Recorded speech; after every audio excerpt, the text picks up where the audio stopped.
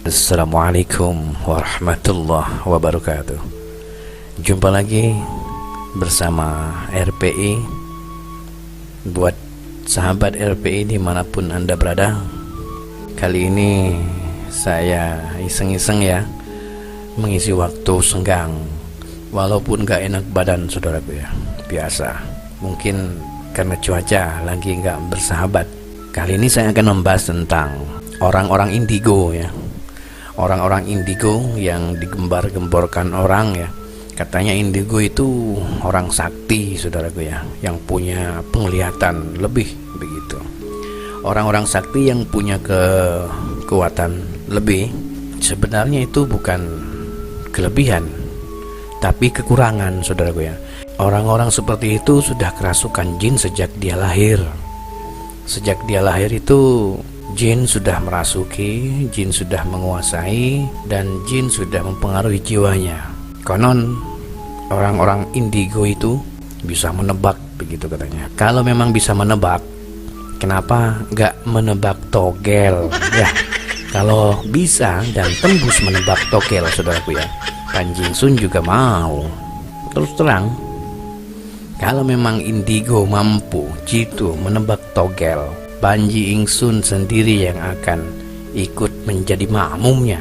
Ngapain capek-capek cari kerja, capek-capek bikin sensasi, bikin settingan, topol-topolan, dukun-dukunan, perang-perangan. Untuk apa? Kan lebih baik setiap hari nebak togel. Namanya juga indigo.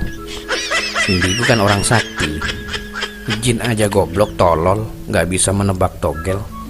Kenapa harus dipercaya? Dan itu masih aja dipercaya. Konon juga orang indigo itu disebut orang pintar. Pintar dari mana? Tidak ada ilmu hikmah yang didapat tanpa belajar saudaraku ya. Kalaupun belajar tanpa guru, maka gurunya setan ya. Belajar tanpa guru, Rasulullah Muhammad SAW saja itu butuh proses belajar. Ini kok melebihi dari Rasulullah. Terus daya pikir, daya tangkap, terus penalarannya, kesadarannya kemana begitu kan. Apalagi orang-orang muslim yang katanya muslim, kok pikirannya kerdil begitu ya, kok langsung ditelan tanpa harus dikunyah. Hati-hati dengan yang dikatakan sebagai kelebihan orang-orang indigo, anak-anak indigo dan sebagainya. Pada kenyataannya saudaraku, sebenarnya kelebihan itu adalah sebuah kekurangan ya. Kelebihan orang-orang indigo itu adalah sebuah kekurangan ya. Saya tegaskan, itu sebuah kekurangan saudaraku ya. Ada jin yang bersarang dalam tubuh orang yang katanya indigo itu saudaraku ya. Jebakan itu, itulah yang disebut dengan jebakan Batman, yang mengarah kepada perbuatan dosa dan kesyirikan. Rasulullah Muhammad SAW saja tahu tentang hal gaib. Rasulullah itu tahu tentang hal gaib karena diberitahu oleh malaikat Jibril, bukan jin, tapi malaikat Jibril. Dan para jin itu atau setan itu sebenarnya bukan jin ya. Para setan itu mencuri dengar ya, mencuri berita dari langit, sehingga mereka membisikkan kepada manusia. Sebut saja dukun ya, atau indigo ya.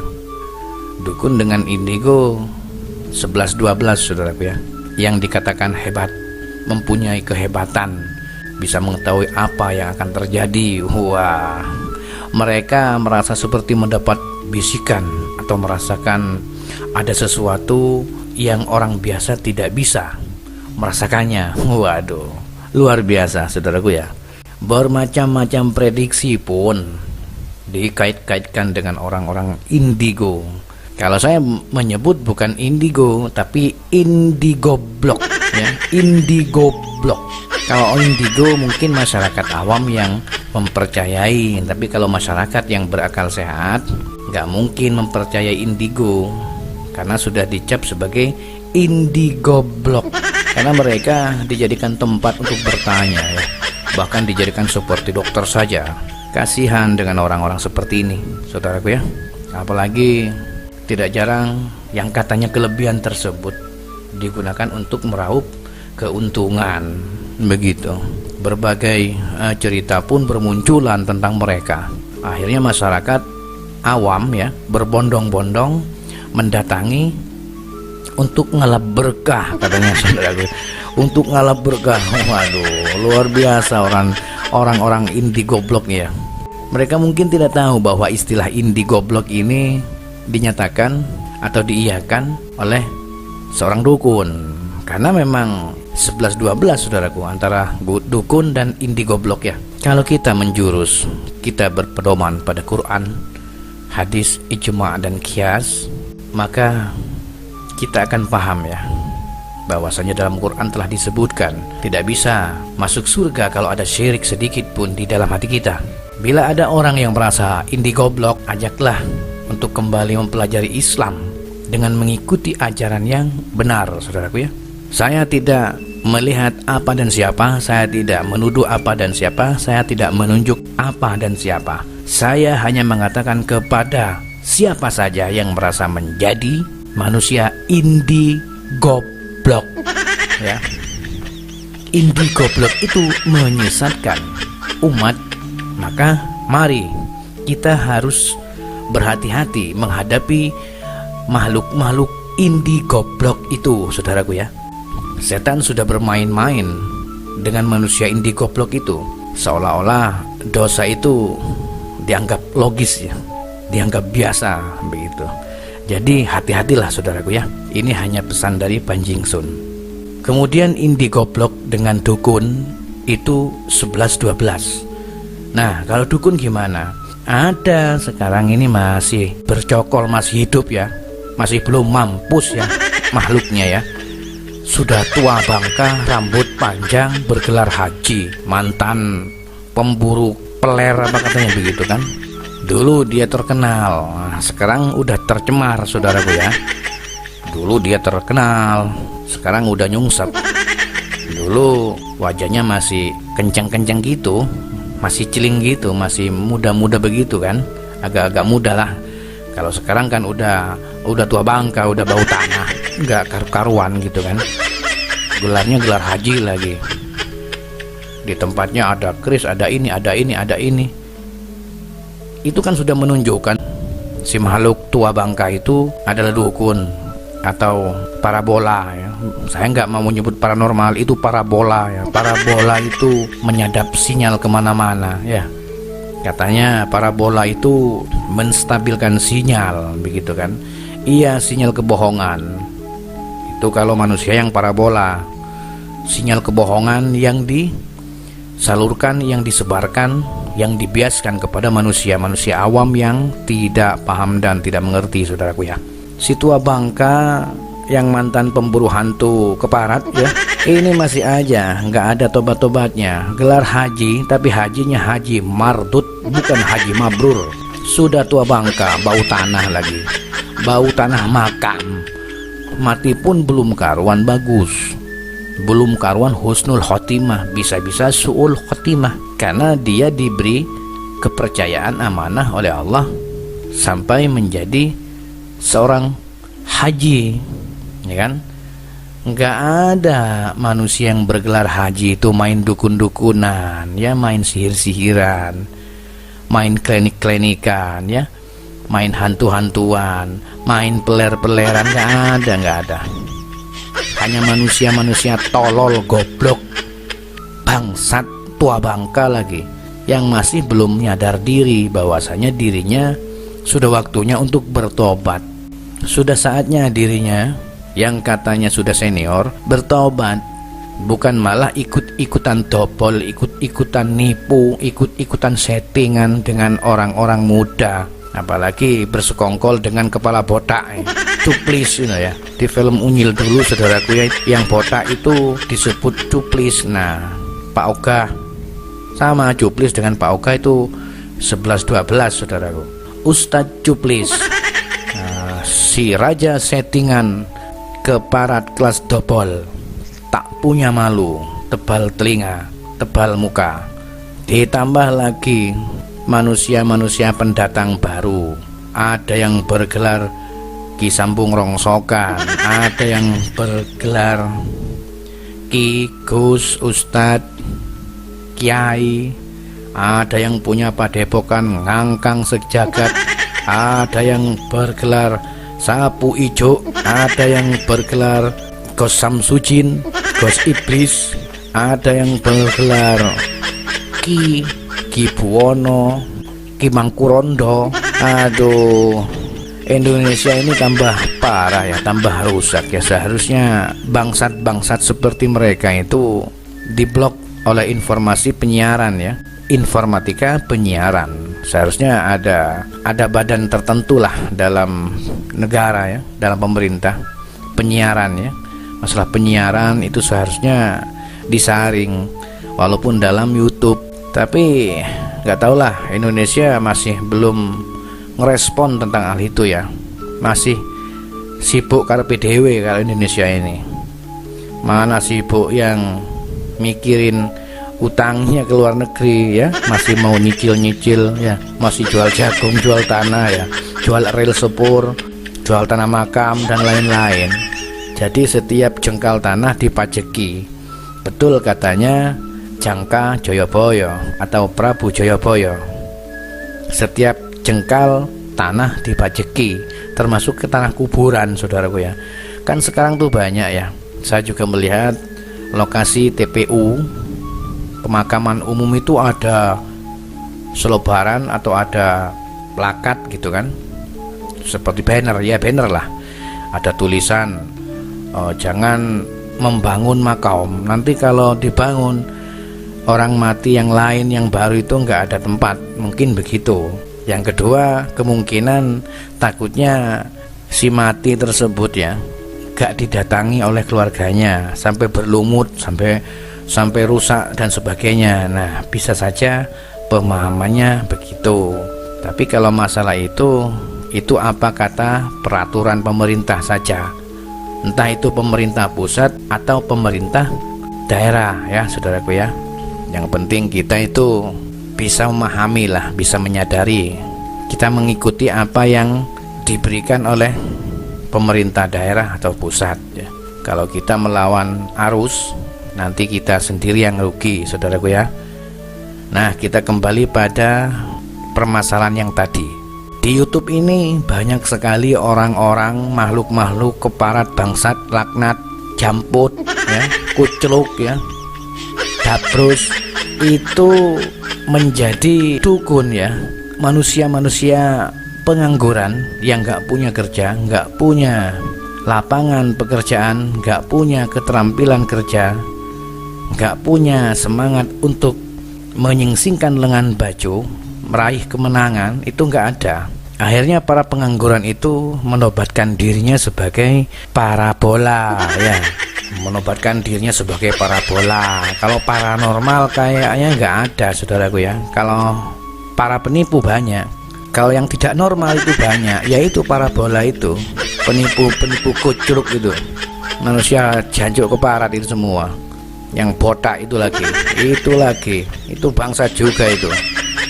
Walaupun dia mengakui, tapi mengakui pada satu orang, tapi masyarakat awam masih saja percaya gitu kan, masih saja meyakini. Kalau mereka tahu, hancur reputasinya. Maka dari itu, saudaraku ya, saya beritahukan sekali lagi, jangan percaya dengan manusia-manusia indigoblok atau indigo, dengan manusia atau makhluk-makhluk indigoblok. Jangan percaya dan tidak boleh percaya ya. Kalau kita mempercayai mereka, sama halnya kita itu bersekutu dengan setan. Buat apa kita melaksanakan sholat 5 waktu ya? Buat apa kita beriman? Maka dari itu, kalau kita menyaksikan, melihat orang-orang atau makhluk-makhluk indigoblok dengan dukun, itu kita anggap sampah yang tidak bisa didaur ulang lagi. Nggak bisa. Kalau didaur ulang, virusnya lebih berbahaya dari komputer ya, dari HP. Luar biasa virus dan pengaruh dari kesirikan makhluk-makhluk indie goblok itu. Nggak ada ceritanya manusia atau makhluk-makhluk indie goblok itu melihat masa depan, ya, jitu, menebak togel. Kalau memang mereka mampu menebak togel, ngapain mereka itu mempublikasikan diri ke media? Kan mending di rumahnya aja, ya, langsung oret-oretan, langsung tombokin berapa nomornya, angkanya yang akan masuk, yang akan keluar. Saya sendiri akan jadi makmum kalau memang setiap hari menang terus, ya kan, di pertogelan, togel mania. Kalau masalah togel, saya itu juga senang, saudaraku, tapi bukan mania, ya. Senang saja di saat pikiran lagi kacau, lagi iseng, lagi ini dan itu, oret-oretan, begitu. Jadi kita nggak boleh munafik, ya. Jadi kita nggak usah terlalu dalam, terlalu ikut campur dalam urusan orang-orang media tentang suatu hal kalau kita nggak tahu sendiri, saudaraku, ya. Bolehlah kita ikut terjun di dalamnya, tapi jangan terlalu dalam kalau kita belum paham, belum tahu.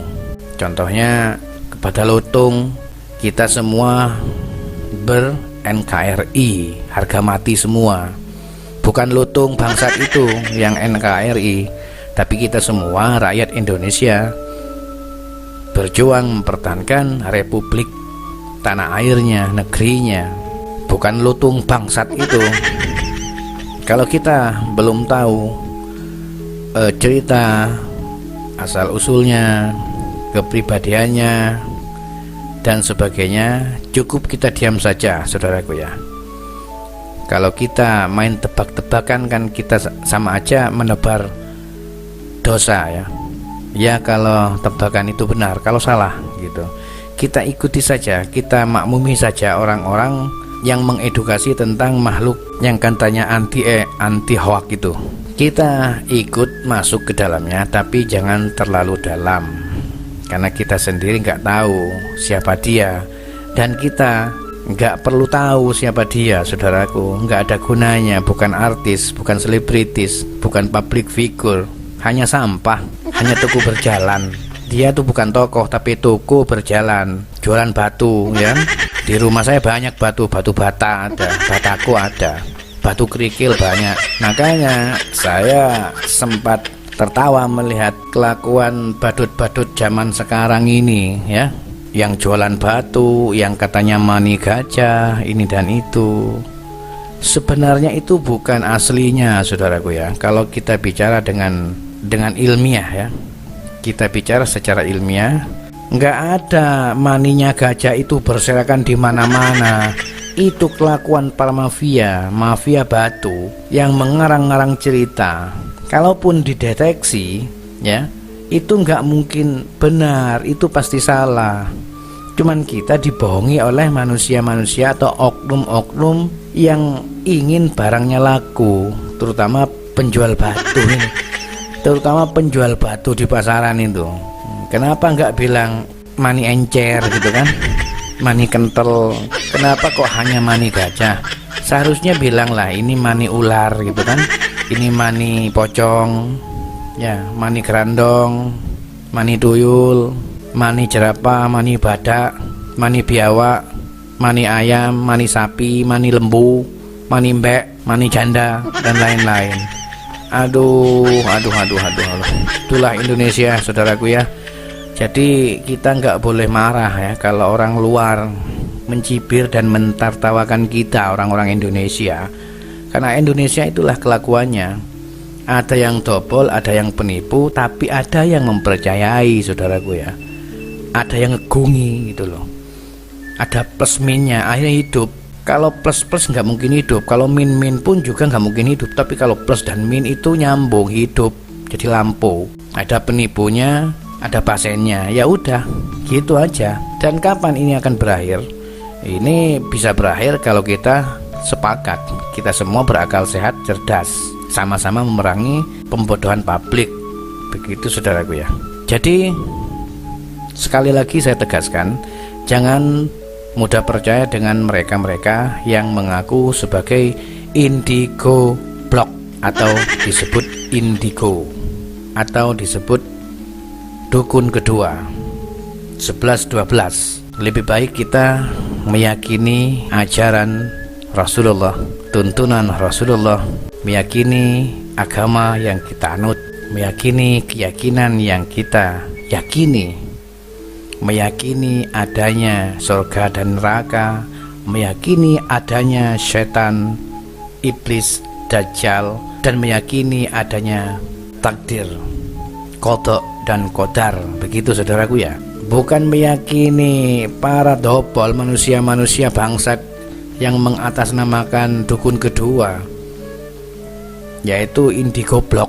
Daripada kita memikirkan manusia makhluk indigo, kan lebih baik kita memikirkan hal-hal yang masuk akal, ya, yang bermanfaat bagi kita, bagi lingkungan, bagi saudara, bagi keluarga, dan juga bagi diri sendiri, tidak menyesatkan umat.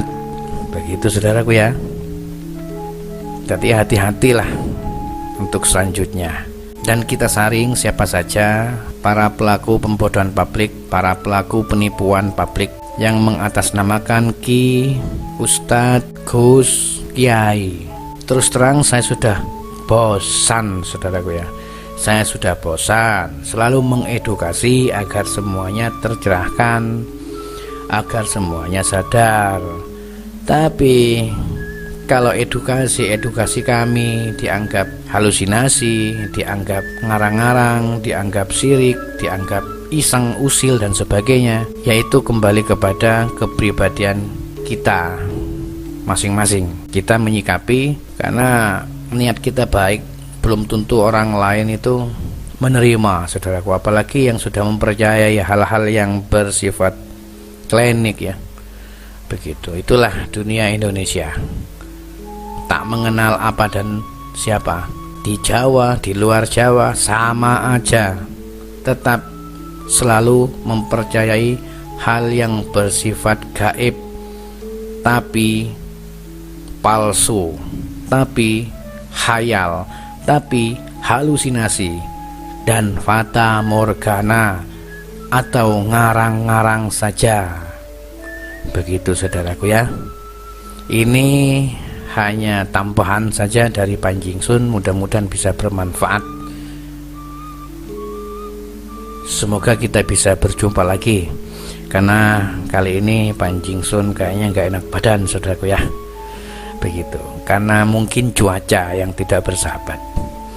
Kiranya itu saja penjabaran penjelasan dari saya. Bila ada salah kata baik yang disengaja ataupun tidak, sekali lagi Panjing Sun mohon maaf yang sebesar-besarnya. Assalamualaikum warahmatullahi wabarakatuh.